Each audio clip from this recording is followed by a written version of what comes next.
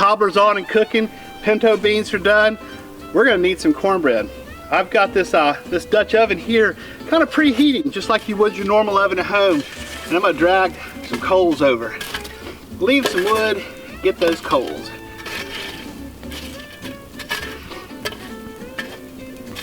And the smaller Dutch oven doesn't have legs on it like the big number 12.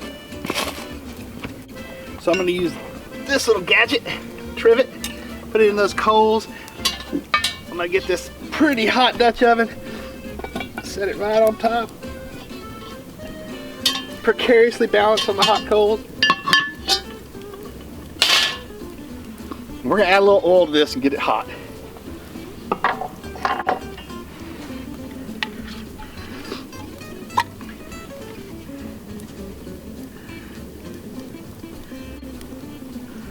Good bit of oil. Okay, so next thing I'm gonna do is mix up some batter over here for the cornbread. Yep.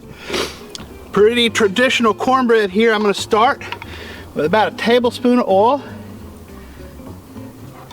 Put that in there. Grab a couple of eggs.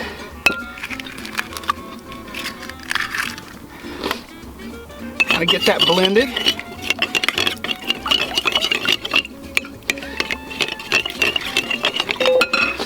Add a little bit of milk to the blend here. We'll come back for some more of that. This is 2 cups of self-rising cornmeal.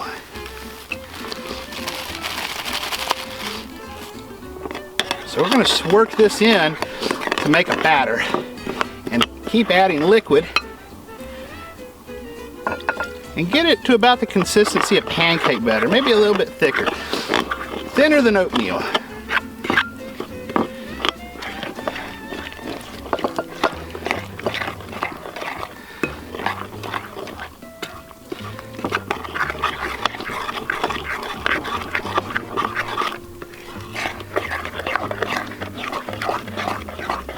Oh yeah, that's looking good. Looking good. A little more milk, just a hair.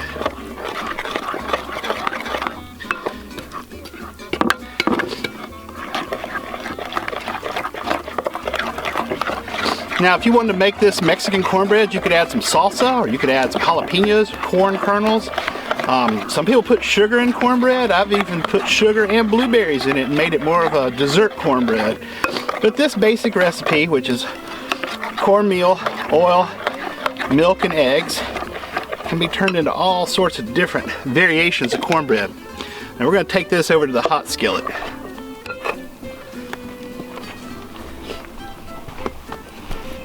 Should get a nice sizzle.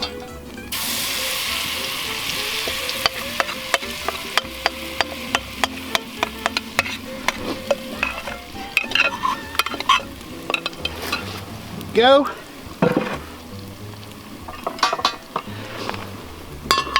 Grab this lid. Now we had a nice coal lid for that one. This one we don't have a coal lid, so we're just going to do the best we can. But that iron is really hot, so it's not going to take a lot.